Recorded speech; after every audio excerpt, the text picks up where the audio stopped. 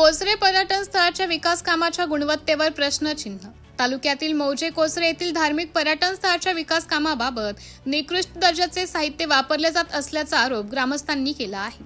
जिल्हा परिषदेमार्फत सुरू असलेल्या या कामाची तांत्रिक तपासणी करून दोषी ठेकेदार व संबंधित अधिकाऱ्यांवर कारवाई करावी अशी मागणी मुकेश राजू ठाकरे यांनी जिल्हाधिकारी, जिल्हा परिषद सीईओ व संबंधित अधिकाऱ्यांकडे निवेदनाद्वारे केली आहे। कामाची तपासणी होईपर्यंत बांधकाम थांबवावे तसेच मोजमाप पुस्तिकेची पडताळणी करून गुणवत्ता अहवाल सार्वजनिक करावा अशी मागणी ग्रामस्थांनी केली आहे।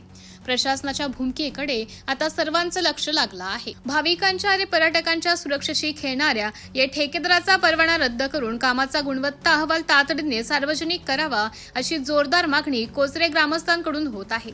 सरकारी निधीवर डल्ला मारणाऱ्या अशा ठेकेदारांवर आणि दुर्लक्ष करणाऱ्या अधिकाऱ्यांवर कडक कारवाई व्हायला हवी की नाही, कमेंट करून तुमची प्रतिक्रिया नक्की सांगा।